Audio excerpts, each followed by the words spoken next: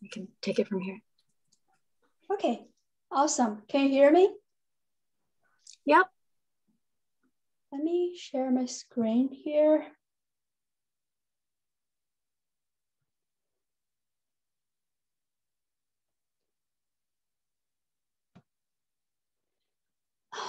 All right. Good evening, everyone.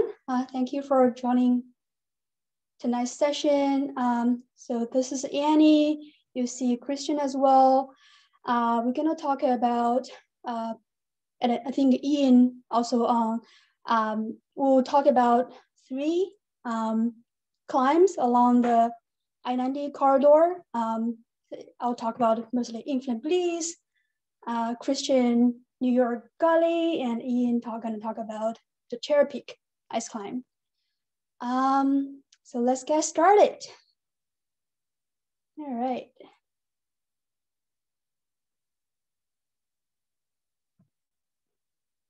So Infinite Bliss, a lot of people may have heard it or have done it already. It's quite a long alpine pitch. It's quite close by, just in North Bend, in Mount Garfield. Exit 34, you drive probably an hour or an hour 10 minutes from Seattle.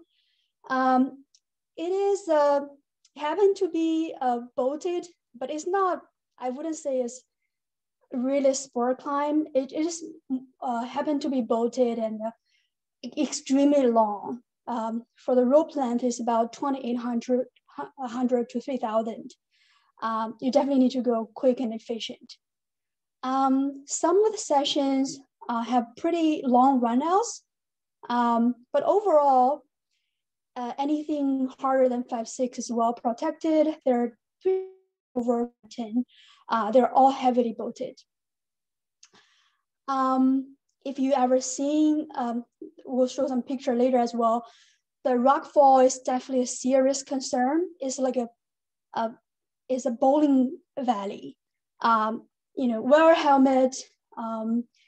If someone kick off a rock, it's definitely gonna go fall along the lower pitches. There are also, I believe, a few accidents related to rockfall. There are also a fatality in 2014 or so related to Repel. So it is an alpine setting.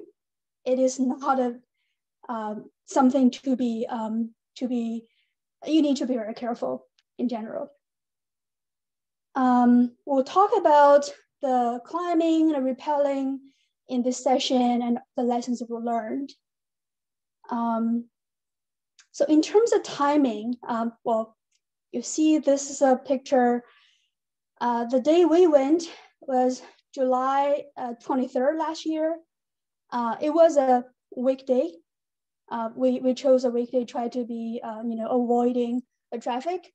But it just rained the day before, and it was quite white out for most of the day. So it definitely impacted our ability to climb and rappel a little bit. It took us about 17 hours car to car. Approach is pretty clear, you know, 45 minutes, 50 max. You will see the climb, the start of the climb when you get there. It took us about 9.5 hours to climb up, 4.5 hours going down. By looking at the other reports, I think it's somewhat average. Maybe we can cut an hour and a half climbing up due to the weather, like you cannot see very well, cannot find the bows very well. But we think we did pretty well on rappelling in terms of the overall efficiency and timing. So this was taken, I think it's probably around pitch somewhere in the middle, maybe 15 or even higher, 18. So you can see it's like a valley. Like if there are also a few sessions that you have to move the belay or walk. So if a rock is kicked off from the parties above you or people rappelling, it's definitely be a hazard for people down below. Here are the gear we brought. You need a high clearance vehicle because the last about 2 miles or so, or a mile and a half, is pretty dirt road and there are potholes. So we got a 60-meter twin rope. We got a total of 22 quick draws or singles, doubles together. For pitch 19, there are a total of 17 bows, but we brought more. You can use multiple ways, and also you can basically, with the 20 to 25 draws, you can finish pitch 1 to 6 in one go. We brought some nuts and small cams for pitch 16 and 17 because there's no boats. But again, it's mostly psychological. You will see if you go there. There's barely places for you to place gear, but bring some if you feel like it. We had a small backpack to share between me and Krystian. We got each of us 2.5 liter water. We stashed a liter at the top of pitch 15. I think that was quite helpful. Other things, do remember to bring an actually ATC in case you drop one. Bring a Repel glove. Again, it's gonna be a very long Repel. Yeah. I was going to say, we use twin ropes for the Repels. So the twin is up, and I think with rope Repels, we maybe skipped one Repel all route. So we did like 22 Repels. So it's a lot of Repels. Yeah, headlight as well. You're likely gonna be in the dark repelling. So moving along, how do we climb it? Again, this 23 pitches, overall on average 120-ish feet per pitch. So we did the first 8 pitches in Simo, and pitch 12 to 18. We also did some, basically all the easy pitches. We pitched out the a little bit harder 5 an hour plus. The first 6 pitches, as I want to mention here, when you get to the start of the climb, you will see somewhere lower here. There's always a stream or water running along the slab. So it's essentially here, like where you start. So the first 6 pitches is always wet. So don't feel bad or discouraged if you find it's wet, but do be careful once you Simo, and be careful with the speed as well for your follower. Yeah, I think we were not using the full rope length for Simoing, right? So we could hear each other and communicate. Had some calls around me. And like as a follower for Simoing on this section, I can say this was a bit, I felt a bit nervous because of sometimes it was wet and it's slab, so you don't have faults really. If you slip, you might pull the leader off.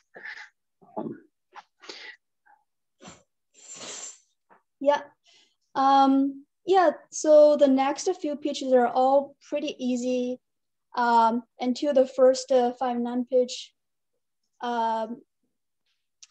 is in the pitch 9, and then there is a 10B pitch. I would say overall the climb is still, the rating is still pretty close to what you would expect a 5.9 would be or 5.10 would be.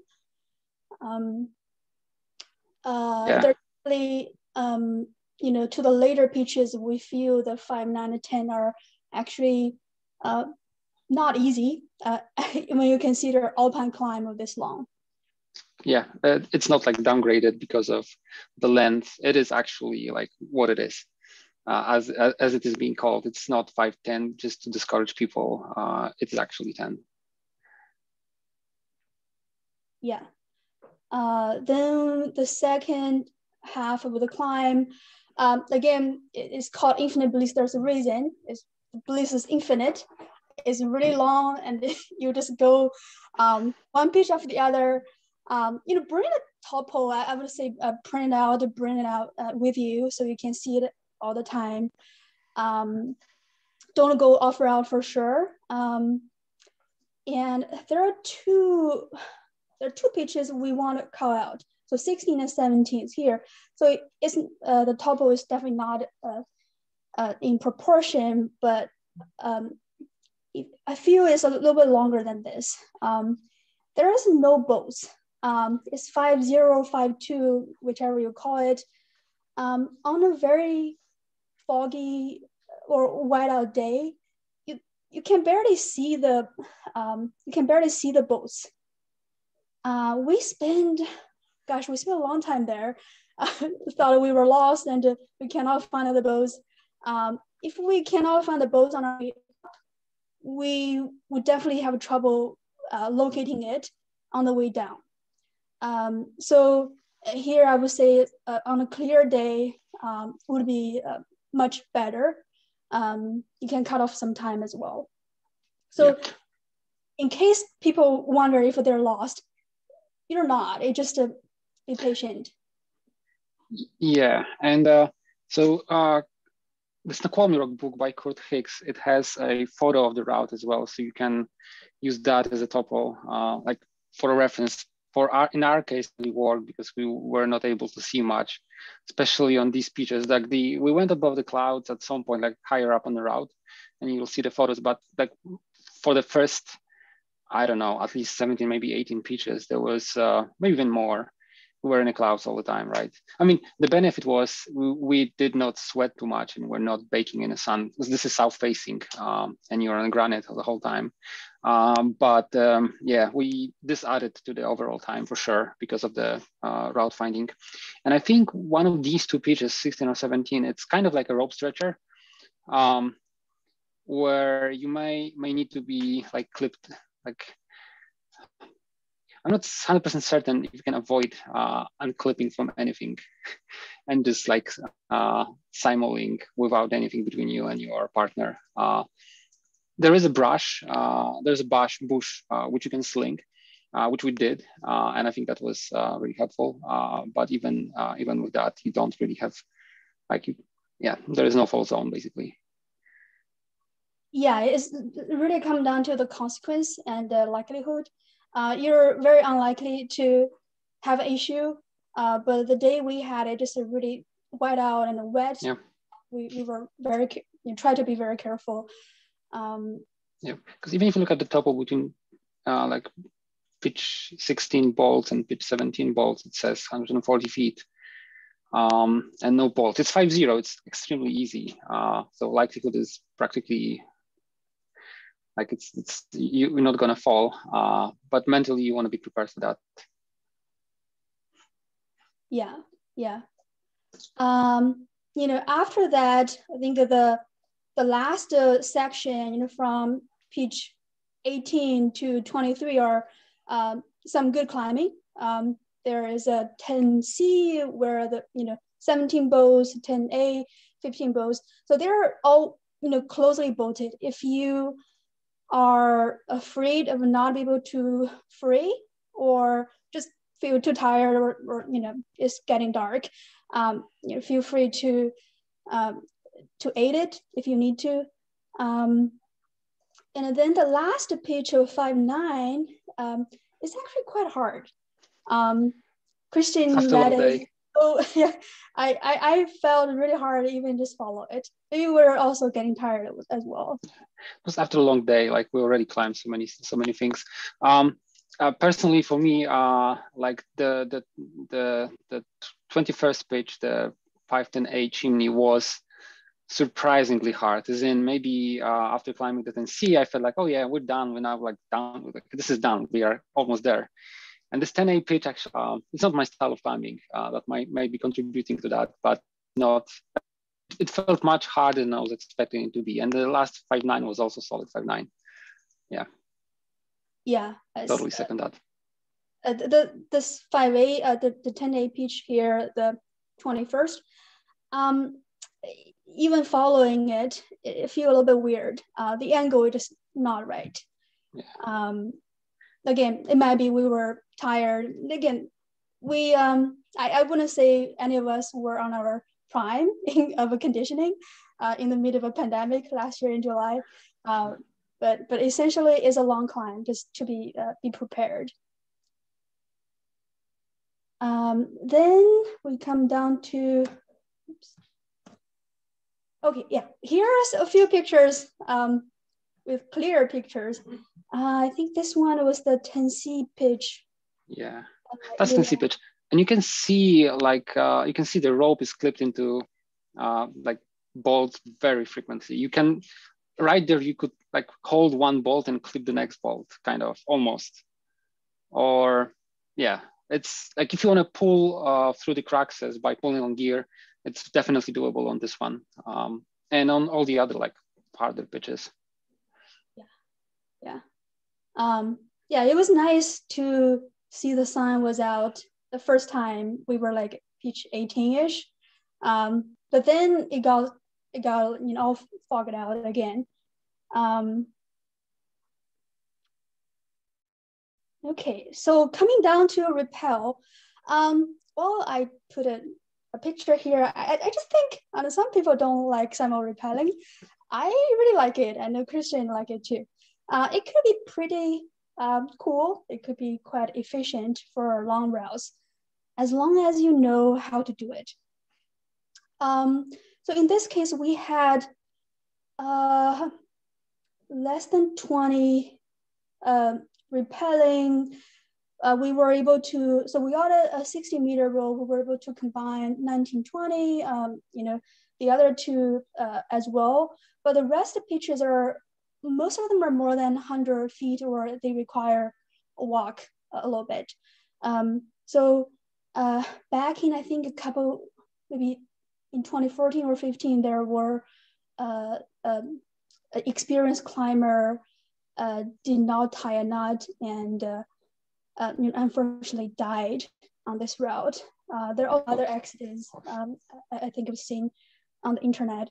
So just to be, whether you're just a regular climbing, rappelling or simul-rappelling, make sure you always use, tie a knot at the end and use auto block. And especially after a long day, and it is one rappel after the other. Yep. Like it's infinite rappels here.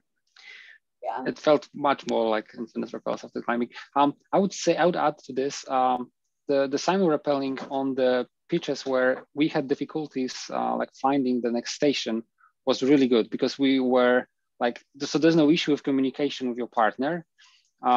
And one person can look to the right, the other person can look to the left, and you just go very slowly and make sure you don't skip anything. And this was very helpful. This was already in the dark. Like we started rappelling, was pretty late. And then once we go to the section where we were in a whiteout before, it was already dark. So we were like looking for the belay stations. Lower in the route is easier because there are bolts. So you just essentially rappel from bolt to bolt, and then you find the next belay.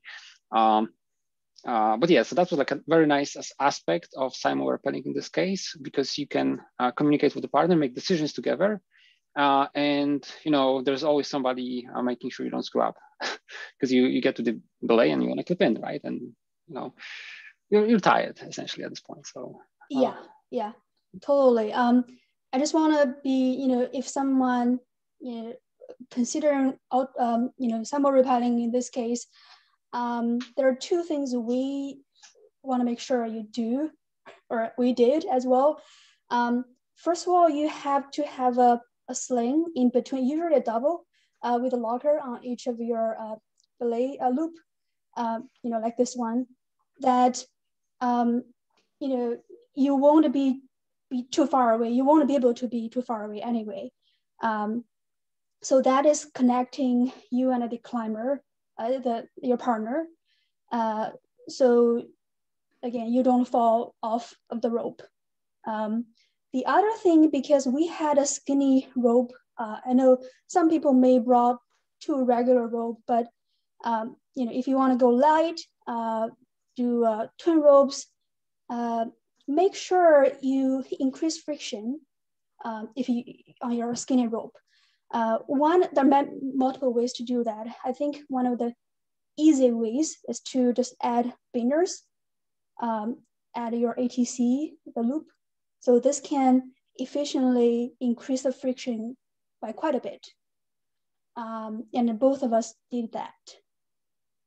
There are, again, multiple ways you can search online or practice as well.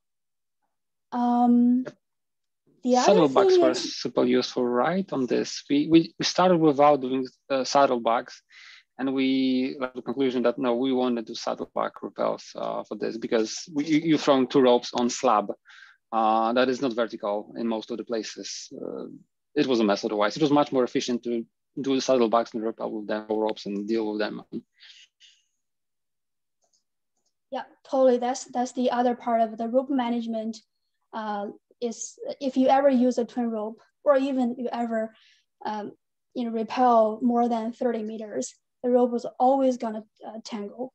Saddlebag, this one definitely gonna help you if the route is not direct straight. Again, bring a repel glove. Your hand's gonna be thankful to you. And shoes, right? We changed shoes on top. We did bring our approach shoes to the up, and we were rappelling in approach shoes, not in rock shoes. For sure, yeah. I think it was a good decision as well. Is a slab. Again, most of the places you're gonna climb, and by the end of the day, after 23 pitches, your feet are gonna be like so tired. Your feet and your calves. So bring your approach shoes will be super helpful. Okay, a couple of lessons learned.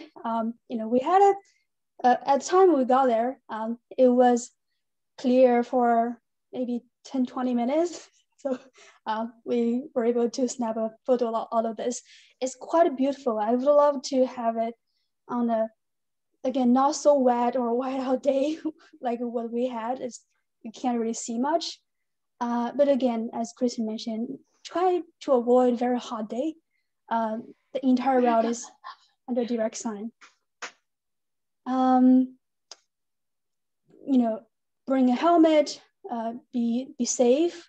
It's a long route, and especially when you're coming down, just be careful. A lot of accidents happen during the rappelling.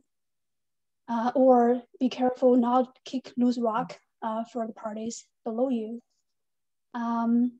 Again, our lessons for pitch 16 and 17, we've already shared.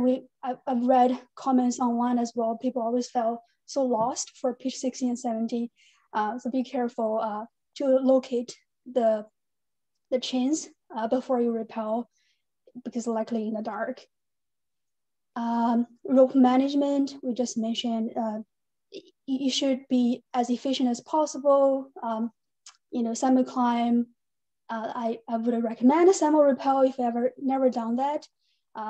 Practice before you go there. Last thing, again, condition is really important. Both of us got very sore, very hurtful feet and calves. We wouldn't say, again, it's not the prime of our conditioning. Krystian were stronger than I was, but still is quite a long climb. Don't give it appropriate attention. Yeah, don't underestimate. It's bolted, but it's not sport climb. It just happens to be bolted, as Annie said. It's alpine climb, committing alpine climb, and be ready for that.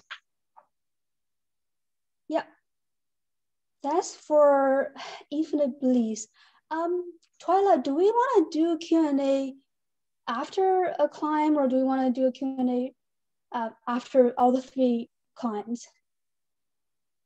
I think we can take a couple questions now if anyone has any, like just in between the climbs. And then we can do like a longer one at the end as well, if we have time. Would it have been beneficial if you guys would have started like an hour earlier?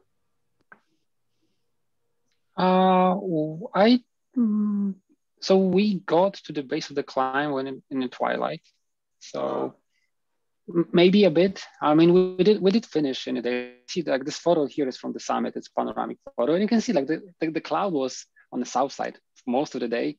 Right. And I don't know like if it was like that on the north side or not, but so we still had like, even if we started 1 hour earlier, would still be rappelling in the dark. Although if there was any delay, maybe we wouldn't be able to finish in daylight. So maybe that's a good call. Well, yeah. Part of my question is with the wet, the wet first few pitches, would that make a difference? Meaning, would it be a negative because if you start earlier, it's still dark and still wet because of the dew, on the rock? I mean, I don't, how is that affected, you think? We definitely wanted to start climbing in like with some normal like lightning conditions. I don't think it would affect how wet the rock was, especially with the clouds forecasted for the day. We're not expecting sun to help with that.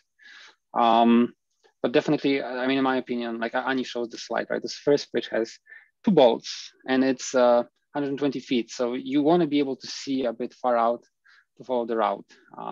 So maybe Ani should also say something about that. Yeah, so there is a stream, depending on when you go, it could be a stream or just water coming out anyway. I think it's wet all the time. I wouldn't think it's much difference. Even in the condition we went, I would prefer sleep maybe an hour more. Like even in that case, we have to get up at 4. If you need to start an hour more earlier, then you have to get up at 3. You probably won't get enough sleep. It's a balance of things.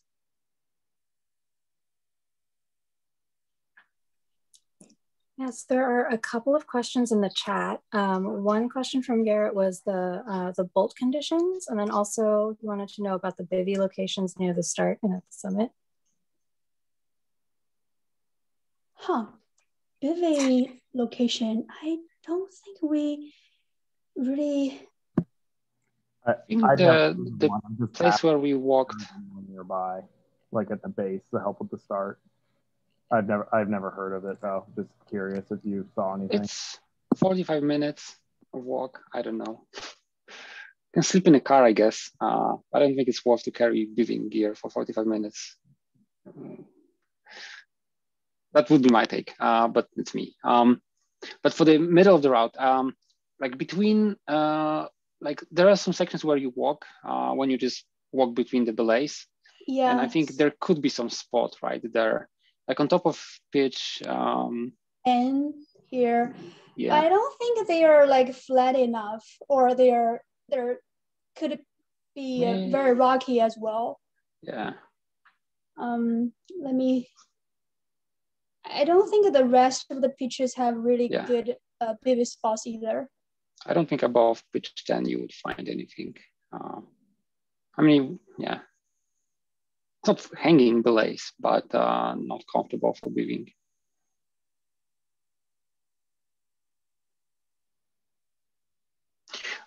For bolt conditions, Mountain Project has some photos with broken bolts at belay. I believe these were replaced. We didn't find problems with bolts at belays. For the bolts on the lower part on the route, I think maybe there was something that was, maybe there's one that was somewhat damaged, but I don't think that made any impact, right, Annie? Or am I missing something? I think at the lower pitches, pitch 1 to 6, I remember some of the bolts were probably hit by rocks or a little bit flat out, but you can still use them. It's like not like you cannot use them anymore. And The belay bolts were fine. Mountain Project has a photo of broken belay bolt, but that was fixed. That somebody replaced that. Unless there's something new happening after we climbed. But as at the time when we climbed, that photo was there before our climb, and that was fixed at the time. Other questions. How sustained are difficult pitches? So the first 10B, I think it was like 2 moves. And then it was, I mean, it was like 5.8 or 5.9 after that, but for that like 10 part, it was just like 1 or 2 moves. The 10C pitch had maybe like 3 cracks. I remember like, oh yeah, this is like cracks, I'm done. It's like, oh, there's another one. And there's another one. So I think it had like 3 cracks, 3 harder moves. And the 10C, like I think it's the last rule, not the first one for sure. The chimney was weird, the 10A pitch. It had like you were going left and right. You could stay more in the chimney, but then the bolts were on the left outside of chimney. So you had to transition. So that was a bit weird. And for the last 5.9 pitch, I think it was just like lots of friction climbing on something that was steep, I would say. So that one was also sustained. Like, yeah, big part of that was actually 5.9, not just 1 or 2 moves.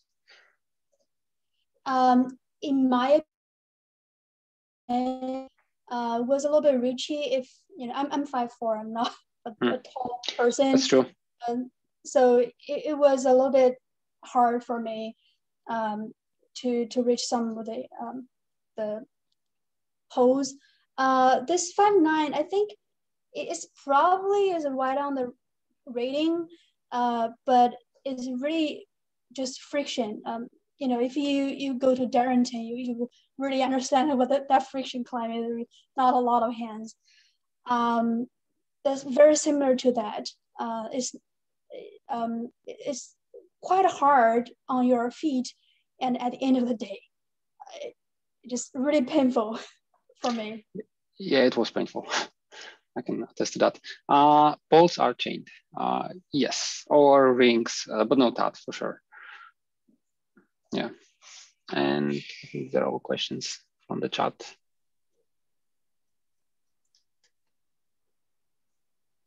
Yeah. Cool.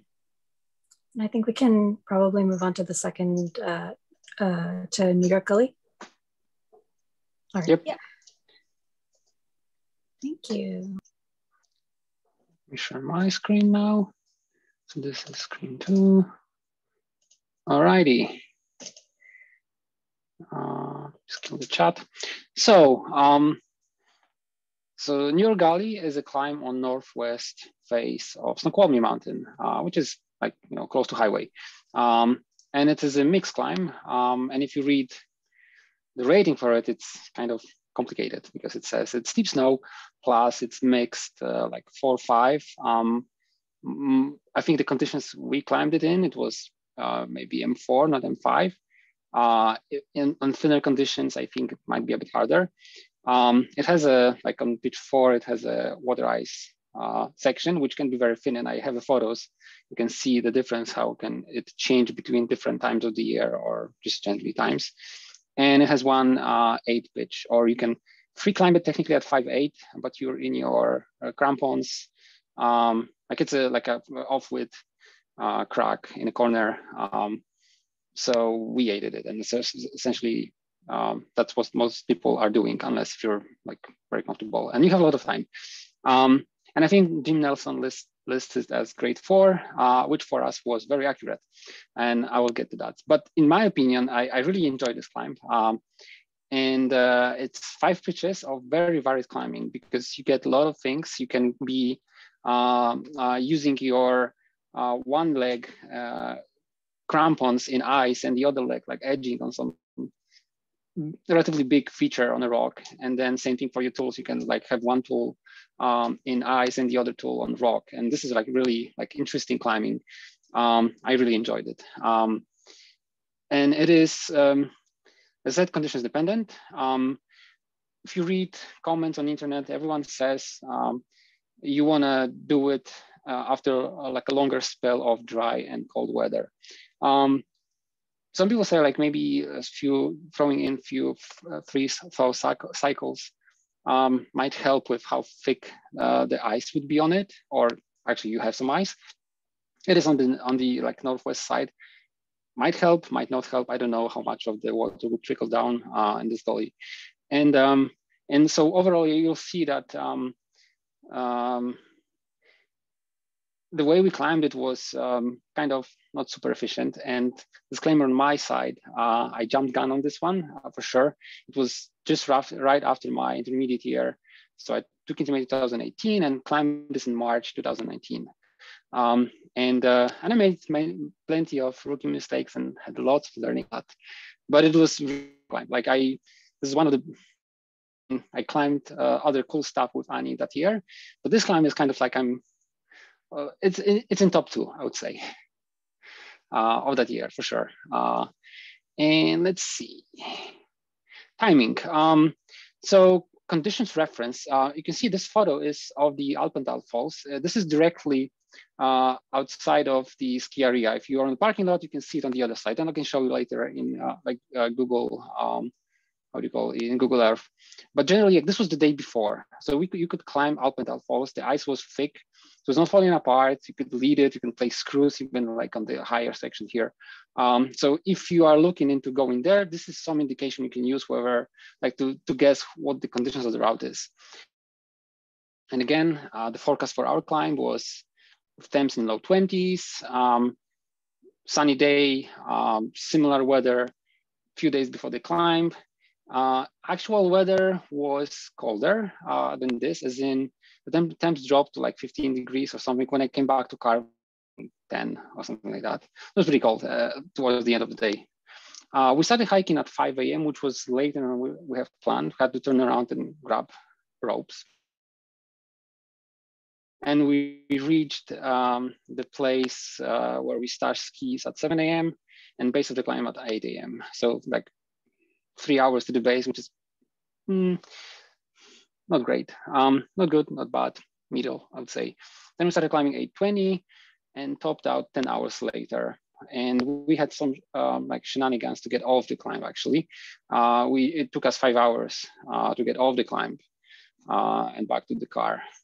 So 18.5 hours car to car. For the gear, we're a team of 3.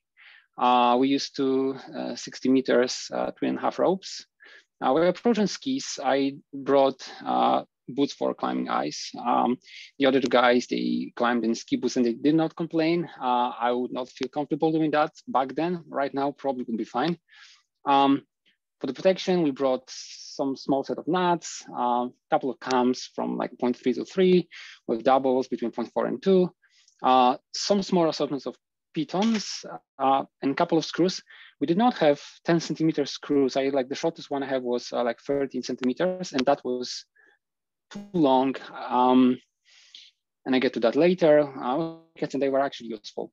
And so yeah, from the gear we used screw ones, cams and nuts and pickets. We did not use pitons. There are a lot of fixed pitons on the route. You do have to dig to get some of them, like especially on like first and second pitch, and you will see it in the photos in a moment. But on the third pitch, which is the Box Canyon, if you look at like there usually is a piton just before the cracks move, so it's nice. And for the beta resources, I'll link a couple of pages. Kurt Hicks has a nice page with overview of the mountain. So this is the like the look on the mountain from the northwest side. And York Gully has the yellow route. So you see, I think I can annotate. Yeah, I can have a spotlight. You should be able to see that. I just need to move the video. Okay, cool. So you hike up the gully and you start climbing from here to here. This is the first pitch. And then the second pitch goes to here. These 2 first pitches, depending on conditions, are usually like the first pitch is snow. Second pitch is snow with few like mixed moves sprinkled in. It's generally like easy snow. Then the third pitch is full rope length, like the Box Gully, which is very fun. Then fourth pitch brings you up this like a steeper wall to, I would say probably around here. And then from there, you take the last pitch, which is 8 in this corner to the top here. And then from there, you can you can hike to the summit, but we have not done that. I linked for people interested in like approach.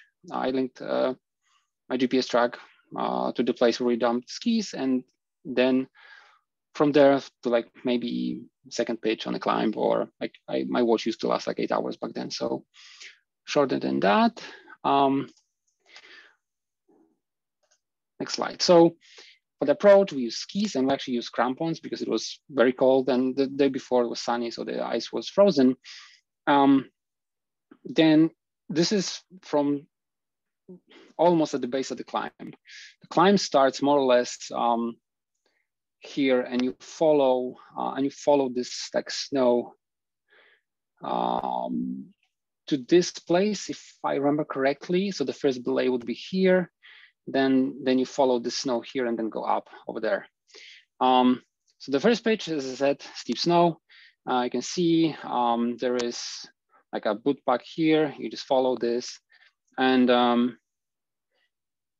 so the photo on the left is just the view from the base of the climb. Photo on the right is view from the belay to one of the climbers that I pulled up. And then the second pitch follows similar pattern.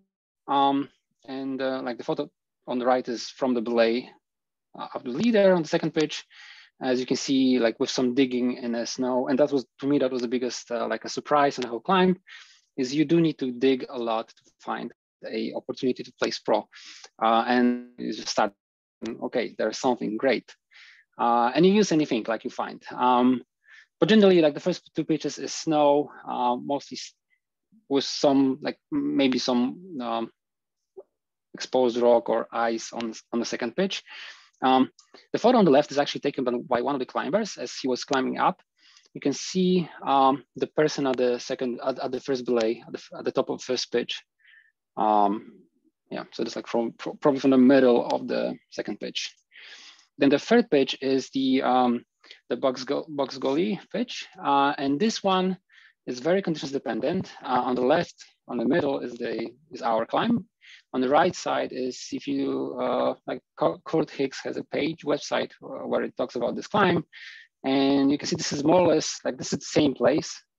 I don't remember which year he was climbing it on, but you can see that this is essentially like maybe like almost identical shot. The climber is slightly lower in the route, but the amount of snow and ice is very different.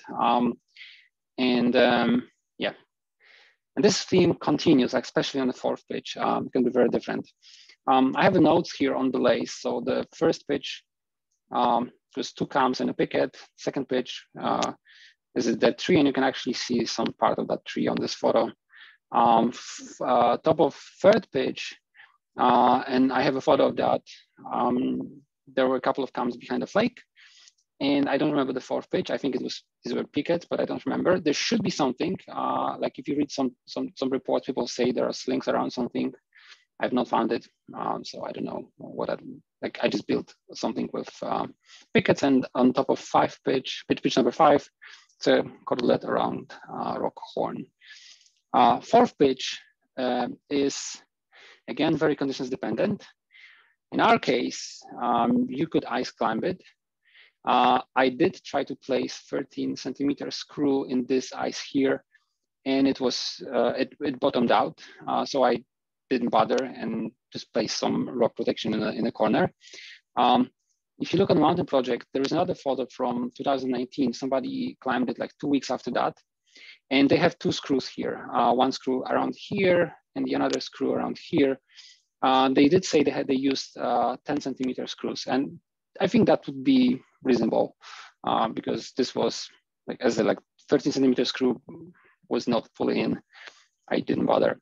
On the other hand, like from 2017, you can see this is the same place, same pitch, from slightly different perspective, but you can match some features like this rock here is this rock here.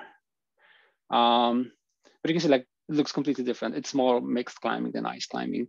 And I would say this would be probably like M5 if you go for it. Whereas the M4 on the third pitch, that was the conditions we climbed it in. For the pro, notes on the pro, pitch 1 and 2, not really much. You can dig in snow and find some rock protection. I did find one piton on second pitch, and I'm sure there's more. Pitch 3, I placed some cams and nuts, but mostly clip pitons. So the pitch 3 is like you climb, like I can actually go back one slide. You climb in this like box gully. So that from the belay, you don't really see the actual climbing. But there are a couple of rocks you need to get on, like some, maybe not chalk stones, but some steeper sections which you can get on. And so there are like a few moves that are like fun, but then you get to the stance where you can rest. So it's not like sustained mixed climbing where you just get pumped and tired very quickly. So it's very fun.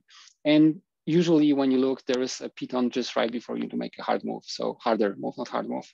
So that's nice. Then on pitch 4, again, I didn't manage to place screws. It's all conditions depending. And on pitch 5, I did not lead that one. And I can actually show you the photo. So this is the photo in the middle is the pitch 5, which is the 5.8 A0. So you have this corner, which goes from basically here to, I think here tops out. You can place a couple of cams in it and aid it. And this is what the guy did to do it. You don't need to use any special techniques for that. It's A0. You just pull on a cam. You may, for your comfort, you may stand up in a sling clipped to a piece. I was cleaning, so I did not do it. I was able to stem, so I don't think that's really necessary. It's nice to pull on a cam because you're tired at that point. I mean, we are tired at that point. I don't know, like I have a unique opportunity of video because there were 2 followers. So they had time to, one of them had time to record. So this is from the pitch 4. So it's like a short, steeper section, which was nicely covered in ice. And to me, the big appeal of that climb was it's more delicate and balancey, even in the conditions where we climbed it at, which were, I think, relatively thick for this. You couldn't just like smash the tool and go for it. You had to be delicate. There were a couple of places where you just had to delicately like knock on the ice and then hook it instead of smashing, because you would destroy the ice. And like you have to be careful. Which to me was a big appeal because it's more like balancey and thought through moves. I like that. So that's the pitch 4 and pitch 5, and actually belay on top of pitch 3 on this slide. And some learnings. So when we got back to the car, it was like 11:30 or something like that in the night. It was pretty cold, and we optimistically carried skis. I mean, we skinned up, hoping to ski back down in daytime. Of course, it was dark, so we did carry skis back down on our backs. And the condensation formed nice icicle on my bird. So it was a cold day. Learnings for me, like again, was just after my intermediate. You don't do long climbs after during the intermediate course. And to me, the biggest learning was the sense of urgency as you climb. As you get to the belay, you need to have a plan before you get to the belay, what you're going to do at the belay. You're not going to waste 5 minutes on every belay or 10 minutes just thinking, oh, I'm going to build a anchor like this. You want to have a plan ahead of that and make sure that the things are flowing. So that was the biggest learning. I kind of learned it after this climb.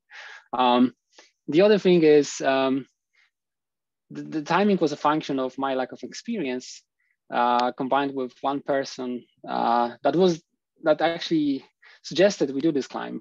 He was very enthusiastic about it, and he was not feeling 100%, and he was bummed that he was not really contributing much. He kind of like, oh yeah, can you lead this? And I said, yeah, sure, I'll lead it. I had a lot of time, but it was slow. So yeah, again, finding pro time consuming, especially on snow cover, like on steep section or box gully, it's fine. But before that, it was very slow from that point of view. Some screw ups with layers, gloves. I used gloves too long. I should have replaced them because you dig in snow, you get some snow in, they will get soaked, they will get wet, and they will freeze eventually. So don't do that. And the descent was interesting. We topped out like just around 6, maybe 6:20 on top of pitch 5. And from there, you can go to summit, which we opt out from because it was way too late for that. And generally, it took us around 2.5 hours just to get to the south side of Mount Snoqualmie, just to cross this like a snowfield on top, because we tried going up slightly, then we had to revert. There was not really much protection, so we're like soloing on. I don't want to use like Skittles, but kind of. So that was interesting. That this like going out of that was also a very interesting experience. And sadly, because we were prepared to go to the summit, we didn't pay too much attention reading beta about how to exit the climb from top of pitch 5. So we spent extra time on that. I didn't take a photo, so I cannot really show you what I mean, but I do have that on, you can see it on Google Earth. So generally, as I said, you park at Alpental parking lot, and you follow, you go up the on side of Phantom Slide, Starsky Hears. Then you drop to the other side of the mountain, drop basically from this area, walk around, then go back up here. The route follows this like system of ledges on the first 2 pitches, and then you go up in this box gully, I guess. And you can, like once this thing loads, you can kind of see the top of pitch 4 is here, the corner for pitch 5 is here, and you end up like popping, you pop up here. What you want to do to exit is you want to just go straight right and even slightly trend lower to the right and exit here. Instead, we tried going up, then we went back down, and we went like, there was a lot of shenanigans. You essentially want to like, if you want to summit, you go up and then there's some gendarme, you rappel of it, and then you hike to the summit. We just took extra time because we were road finding. So this was my, from that climb, that you also want to like be prepared for alternate exit options, not just through the summit as originally planned. And generally for this climb, once you are on top of pitch 3, it doesn't make sense to bail. Because it will take a lot of time to go down, and you can kind of like, there's just a few moves you can aid your way out of it. So questions, but before questions, oh, this is a photo of Cherokee from somewhere on the climb. You can see Cherokee with Northeast Buttress route clearly visible on it here. I have 2 ads to plug in here. One is from Bill about the Alpine rock course. It's presents rock skills and techniques tailored to committing Alpine rock objectives in Pacific Northwest. It's designed for climbers who wish to pursue grade 4 and 5 Alpine rock routes. This was supposed to be grade 4, which means competent parties are doing that easily in a day. Well, we barely made it in a day. The other is I'm helping with Foothills Leading on Trad course, and we're looking for instructors. If you're interested in helping teach single and multi-pitch techniques used in like trad climbing with a very small group of enthusiastic students, we'll be happy if you can help us. So that's great. Now, questions. Do you have any questions? Just want to add that the first one is called Advanced Alpine Rock. No, it's called Alpine Rock course this year. They changed the name. Oh, okay. Yeah, I checked. And neither of us, Krystian or I, have taken it, but we have friends who have taken it, and I think they teach, efficiency tricks and tips, summer climbing, summer rappelling, among many other things, and you get to climb with a really strong peer climbers and very strong instructors as well. I've Correct. seen some of the instructors. They're super great. Cool. Let's see if we have questions. Oh, the only thing having photos. Main screen of Snoqualmie Mountain at the top. I share the slides. I'm sorry about that. I did not see this before. So all the photos are in the presentation. We share it. So sorry about that.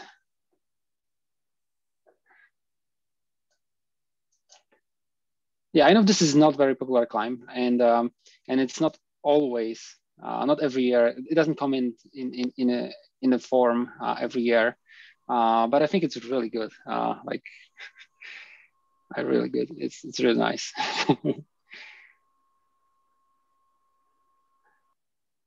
Cool. So, hey, Krystian, yeah. It looked like there was no. I mean, you really didn't place any screws, eh? Correct. Yeah. One screw on the second page in something that was more of an ice curtain, and I did leave it because I didn't want to spend time cleaning it because it was not even psychological. Right. So would stubbies have helped on that on 4 or 3? It should have, especially on 4. The mountain project. Has a photo. This is not the thing, but Mountain Project has a photo from the York Gully, from the same place where I have a photo. Not this one. This one, yeah. So this photo is essentially the same spot as we did, and they did it 2 weeks after us. This photo looks almost identical to my photo, and they placed screws. They had 10 centimeter screws, so stubbies would be better. Right. We did not have stubbies, and that was one of the things I would bring for this, like a short screws for sure. All right, thanks.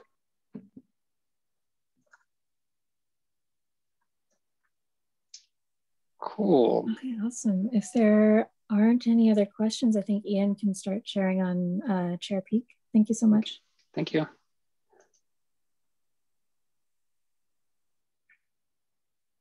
Unmute.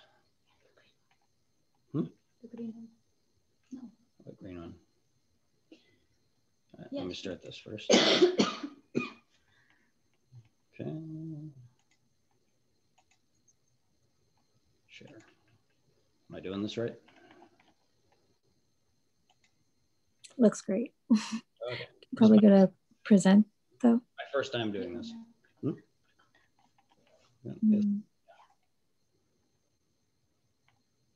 All righty. So this is Chair Peak Northeast Buttress. So I've done it, 3 times the last 3 years. Each time in completely different conditions. So I'm gonna kind of work through this based on, the changing conditions every time, because I know a lot of people ask about it, and it's almost like they ask about it like a rock climb, and it's like, well, it's really dependent, even day to day, week to week, year to year, what gear you want to take and where you might set up anchors, what conditions you might run into. So this was the photo from our approach on 2019, the standard photo pretty much everybody sees of Chair Peak. So the approach, you could approach this a lot of different ways. This is the way we came in. You could walk around here. This line is one way up to the base, which the base of the climb is going to be about right here.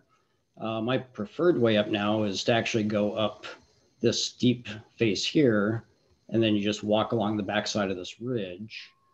Now, Ian, can I interrupt you for a second? Yeah. Why? Why do you like going that way? Well, it is going to be snow condition dependent, but if you got people like walking up here, we're able to, like, I think this last trip with Krystian and Philip and Craig, there were actually some skiers, like a couple of people over here, and instead of following them up, we took off around here and we beat them up to the base. Oh, okay. Because I had the exact opposite last year. there were some skiers went your way and we beat them going the other way. Well, I guess it. So that's why I was wondering. It's like, wow, is that better or worse? You know, because you always want to beat whoever's in front of you. Sorry. I guess you flip a coin, huh? What? Okay, so yeah, so those are two options for getting to the base. And also this might be a consideration depending on like what your avalanche conditions and your, might be in this base, and maybe you just want to go up here, but this is going to be a steep slope as well. So again, it's, just make a decision. They'll probably both work. But once you get up to the base, which is about here, pitch 1 will take you from about here up to these trees right here. And then pitch 2 will just run right up this ridge to the base of this rock right here. Pitch 3 will take you kind of across right here to the ice step. And usually you'll go off to the left of the ice step and set up a belay. Usually ice screws, maybe even a rock anchor. And then pitch 3 is just this, or pitch 4, just a little rock step here. There's a couple ways people do it. Can I just, okay. So this pitch here will just be the ice step, which it might be 10, 15 feet. It's usually not too much.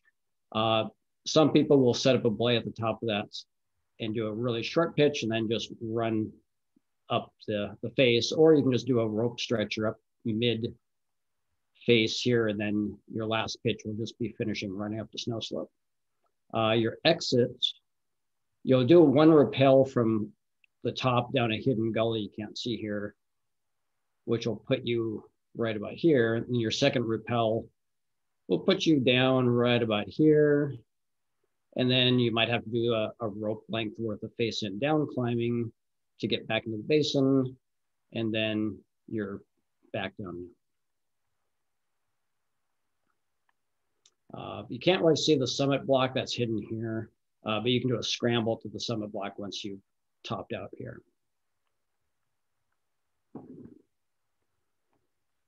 One tip is if you're going to take in skis or snowshoes, you want to drop gear, drop it down in the basin, probably down here. Because if you leave gear up here at the base, you're going to have to go back up to get it and come back down. The approach is about 2 miles, 2,000 feet gain. In decent conditions, it usually takes us about 2 hours. It's taken us 3+ if we have to do a lot of trail breaking. We usually get a 5 a.m. to 5:30 a.m. start. That can get you starting the climb 8-ish. And even I think this our last climb, I think we had at least 4 people who had left well ahead of us, and we passed all of them luckily and got to the start of the climb first. So a lot of people will be starting about this early. Even people sleeping over in the parking lots might get a head start on you if you meet at the parking lot at 5:30. The last 3 climbs, it's been right around 12 hours, give or take an hour, car to car. One thing we just found in this last climb is the upper parking lot at Alpental.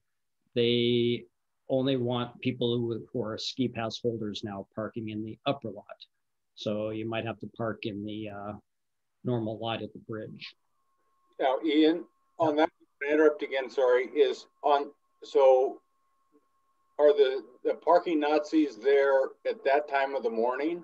No, we saw it. We didn't know about it until like the day before, and we did see it. We just saw a sign posted like on the road saying the lots for pass holders. Okay. I'm pretty sure that you wouldn't get checked, but that's just a change they've made to the policy starting this year. Yeah, they block you. I mean, if you go up later, they won't let you in at all. They'll kick you out. Yeah, I think later in the day, I guess they're checking passes, but. Right. Okay, could I just request that we'll hold all questions for the end? Thanks. Okay, so I threw in a few little video clips here. Start this. This was the first year I went up with Jay Hoover and I did this as our first time. So this is the start. This is the top of pitch 2. And then from pitch 2, this is our anchor at the off to the side of the ice step. So usually a lot of people put in like a 2 or 3 screw anchor up here, and then the ice step is like right here. So I will take it. And then this is just going up the ice step. The ice was a little rotten this first climb. I think half the ice screws I tried to put in would just pull right out. So you might have to hunt around and clear some ice. If this ice step isn't fully formed, you might have an opportunity to put a piton in the rock there as well. But this is really the crux of the ice step. It's not too, you know, you might have a little bit of a bulge here to get over, but it's really not that bad. And from what I've seen, the ice will usually run out right about here where you top out. So if you want to do your anchor, you might do it right around here where you got some good ice, because after this it's just snow. So I think where I'm getting the screw in, it might be about, you know, where your last chance is to get screws in.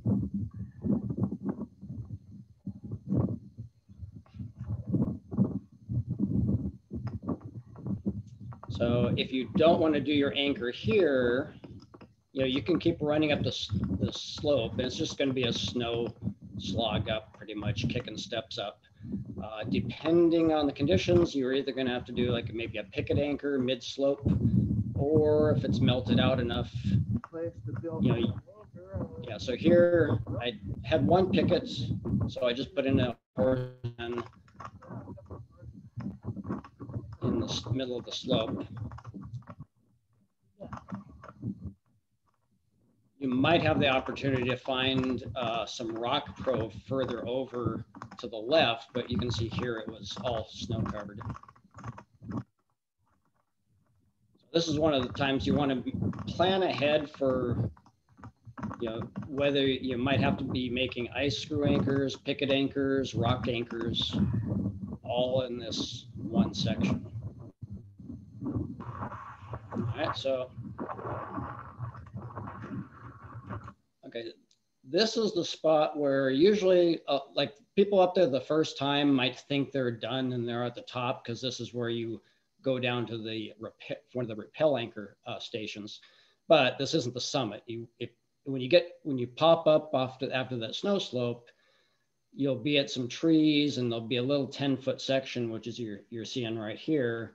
You want to keep going up that 10-foot section, and that will put you at the actual summit. This is actually the summit block. So okay, so you see these two people down here? Right about here, this is the actual, where you top out. There's like a snag you can sling for your top belay. And once you get everybody up here, you can do just a scramble to the summit where I am right here. And then you down climb back, and then you can down climb a little bit back to where you first topped out on the snow slope, and then go down to the repel tree. So some of the other videos and pictures will show these in more detail. Okay, so this is from 2020. So again, you know, this just shows it from a slightly different angle after we've topped out from the basin. This tree right here is about where you can set up a belay. And you know, this just takes you up pitch 1, or this is pitch 1, pitch 2, pitch 3, ice step right here, and then to the top. Definitely want to watch avalanche conditions. You got a lot of avalanche terrain pretty much everywhere on the way up and down and on the approach. Take Avi gear, beacon shovels, probes. Typically you want to wait for like low to moderate avalanche conditions that have been stable over a few days in a row. I should cover that. Okay. This is just another shot of that approach going up this one side. This picture here, you can see the approach again, and the way we came up right here. Then you walk up this little ridge, and this is where you can stage for the start of the climb. Radhika here, she has just gotten past the first steeper section of pitch 1, and then it's just a relatively easy hike up to your first rappel anchor, or belay anchor. This is just a giant tree. You can't miss it. You know, in this section here, you maybe get a screw in, maybe you'll find some rock pro on the sides, depending on the coverage.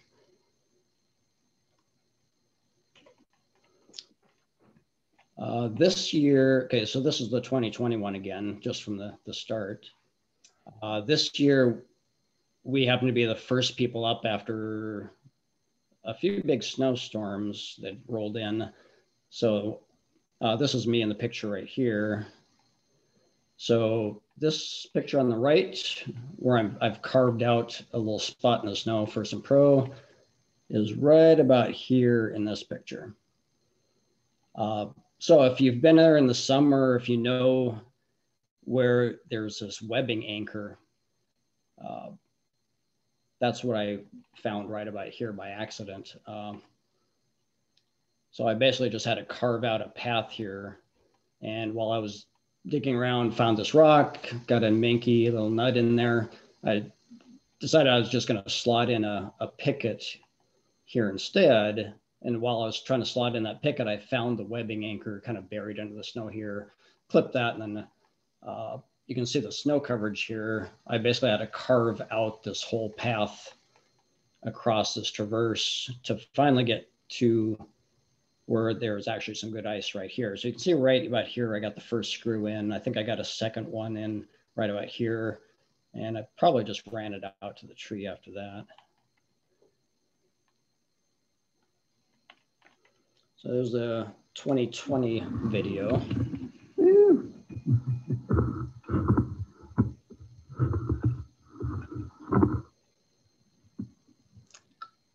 So my GoPro accidentally went into a time-lapse mode. So, but this kind of shows going up that first pitch and having to carve out a path up there and finding the webbing anchor under all the snow.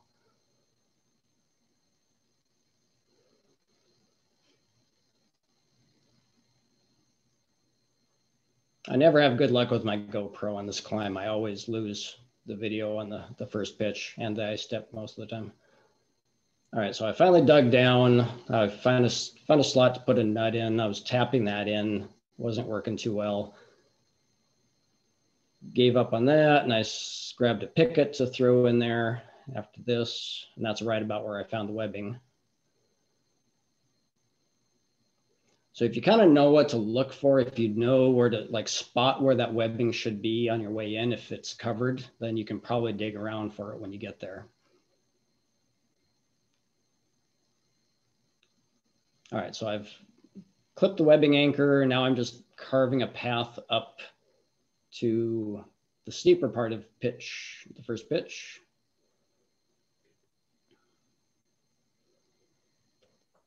It took about an hour, I think, to get through this first pitch. So I actually got to the good ice there, got a screw in. And then the rest was pretty straightforward. So this is where you might get another screw in or two on the way up. Maybe you'll find some rock placements on the sides.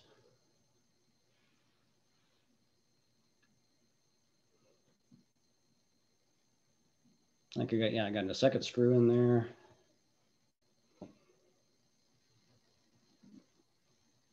And it's pretty straightforward right up to the tree after that.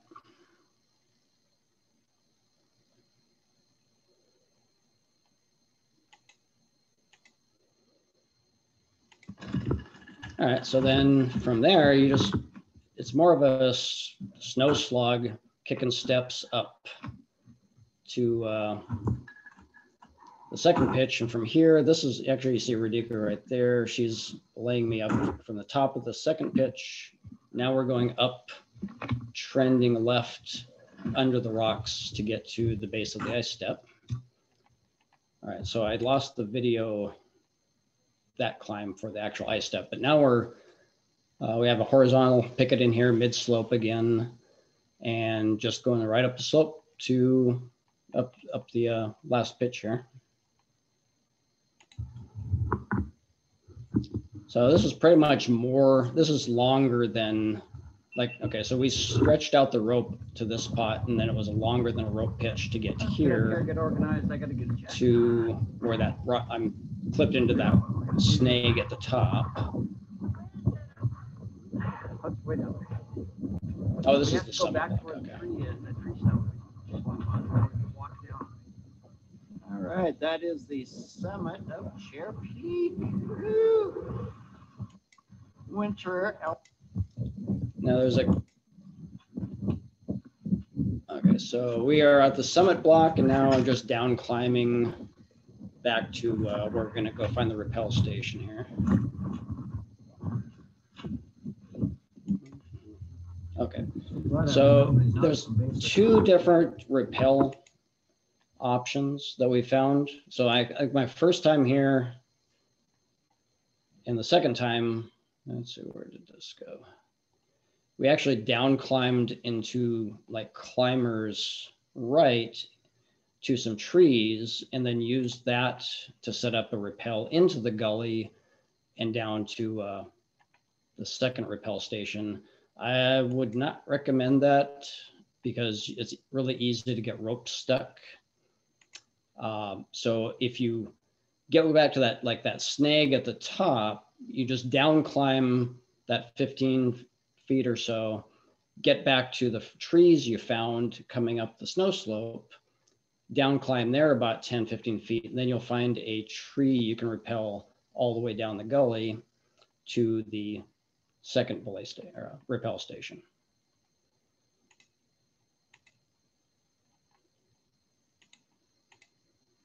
Okay, is this thing running?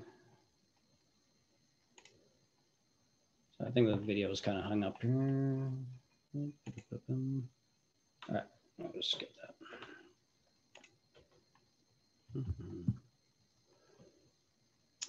Okay, so this is from 2021, this year. This is Craig. So we got to the base of the climb, right about sunrise. The gear we took this time, 2 60-meter ropes. If you only had one rope, you're going to have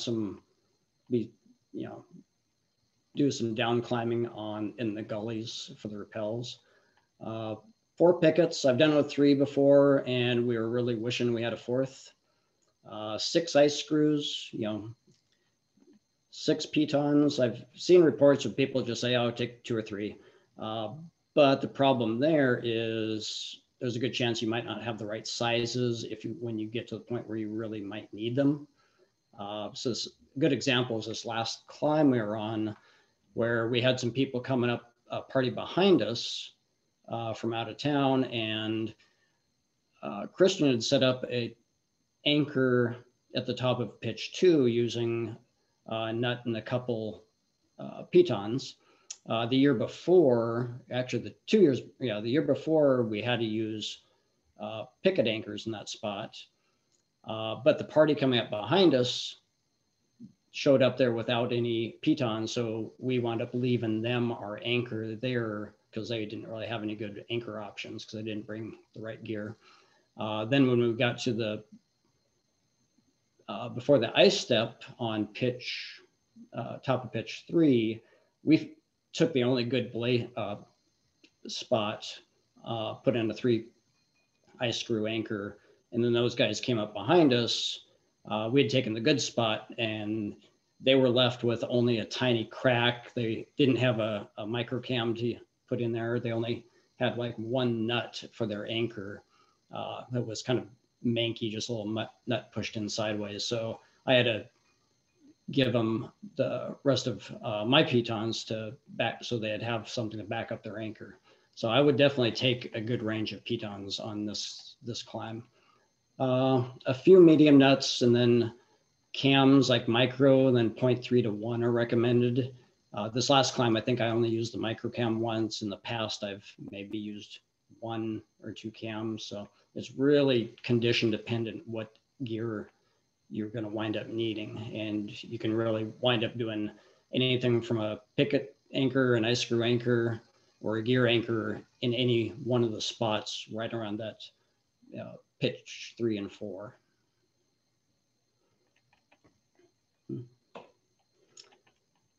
So let's say this picture here, this is the top of pitch 2, where, yeah, 1 year, you might be doing a picket anchor. Another year, you might be doing that piton anchor, depending on the coverage.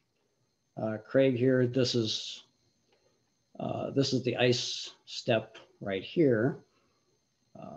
So we've got a 3 ice screw anchor in right here. Let's see. So let's say I'm at this picture here, I'm at the ice screw anchor, and where this guy is, there's actually a hidden piton. If you you always had to reach your arm, almost arm's length under this little ledge, and there's a nice little hidden piton you can clip, which is kind of nice.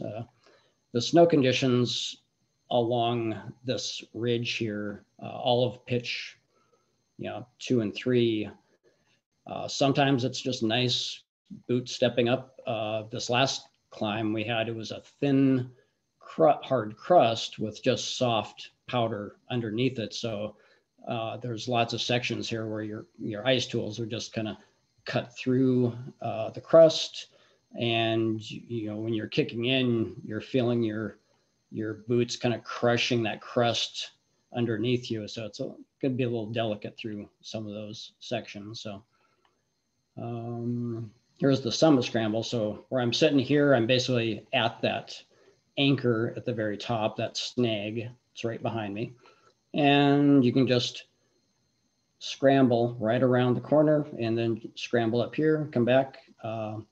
Our last year, there was so much snow coverage, we just went straight up and down this face. Let's see, this is the Repel Station. So like where I'm sitting right here, you just drop back down right behind me, about 10, 15 feet, and you can down climb another 10, 15 feet, and you'll be at this Repel Station. And this will take you straight down to the next rappel. That first rappel option that we did the first 2 years, you can actually go over to these trees here, down climb to these trees, and then you have to rappel into the gully. But there's a little hook on one of these rocks that just will catch your rope every time. So I would not recommend doing that.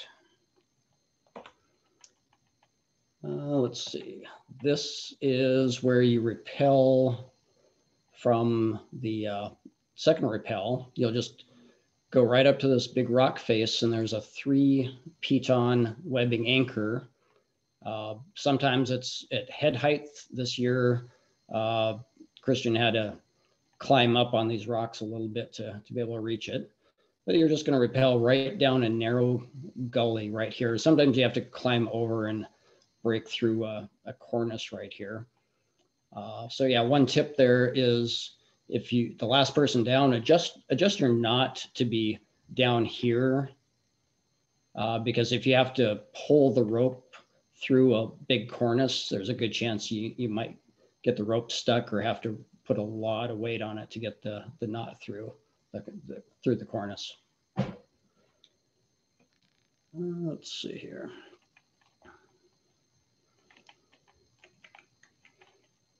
Let's say the hazards, definitely avalanche terrain.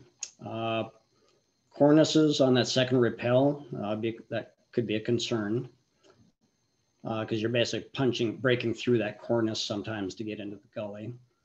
One thing we found that was a real problem for people below us coming up behind us on this particular day was that crust was so hard, every person kicking up from the tree at pitch 1 all the way up pitch 2, every chunk of ice and crust that everybody was knocking down all the way up that second pitch was funneling all the way down pitch 1.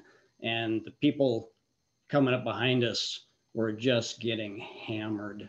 to the point I think I had to ask Philip to stop climbing for a bit so one of the guys below us could actually get up to the anchor a little safely. So definitely be wary of going up that if there's people on those pitches above you. On our way up. Gonna windy, gonna chill it.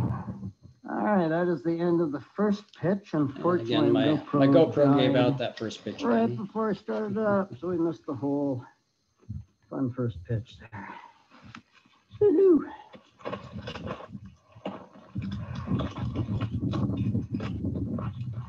This is just going up again, pitch 2. All right, right below the ice. And again, you can see the ice step.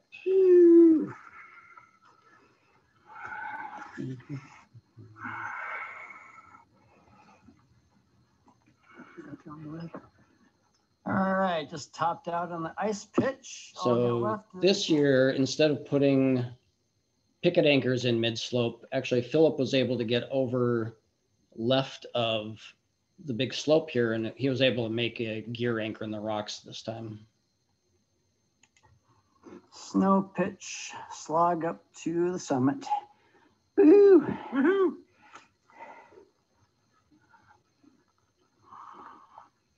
All right, summit of Chair Peak. Awesome day.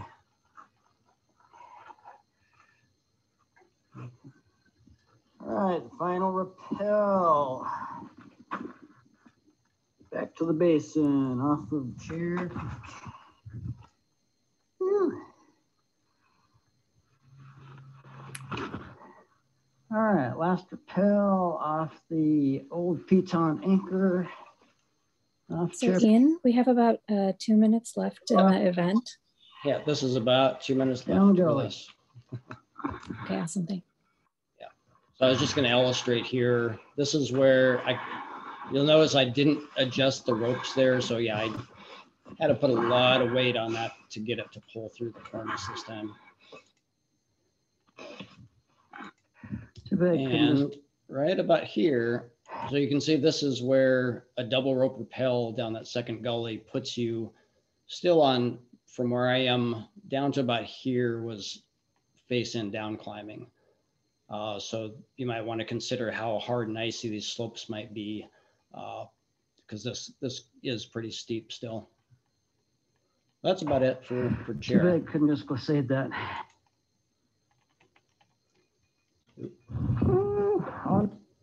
That's all I got on chair.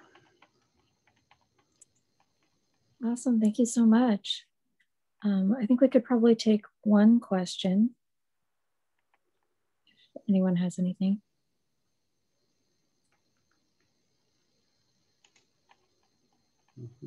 No? All right, well, thank you so much to all of our presenters.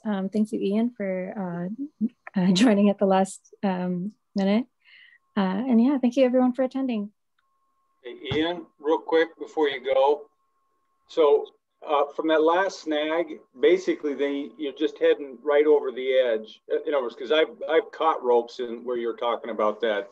You know, I mean, I've had it up climbing and get the ropes out of the old Repel Station. Yeah, yeah. So from that snag that you were sitting against, and I've been in the exact same position, so I kind of know where you're at. So you're just heading right over your back down that. You're basically just backtracking what you climbed up a little ways. Yeah. Yep. Well, there's some trees just below that. Yep. So is that where you go, or do you go kind of between there and the other? No, you just drop right down to those trees. Oh, okay. And so the trees are at the top of that gully then. Yeah, but you still down climb like 10, 15 feet into that gully to get to it. Okay, good. Because boy, that'd save a lot. Yeah. And depending on the snow conditions, some people will just down climb that whole first gully. Right. Yeah. I've had to climb it up and then climb it back down. So I'm getting the dumb rope out. Yeah, I'm doing it the other way from the old Repel Station. I've done that twice, and both times got the rope stuck. It gets in that notch where they bind against each other. Yeah, there's a little notch in the rock that the knot always catches in. Mm-hmm. The way the hole when you are down in the gully, it just, you can't really avoid it. All right. Well, I'm glad to find that because that saves that saves about 45 minutes Mm-hmm. for rope pulling. Good job, Ian. Thanks a lot. Thanks. Mm-hmm.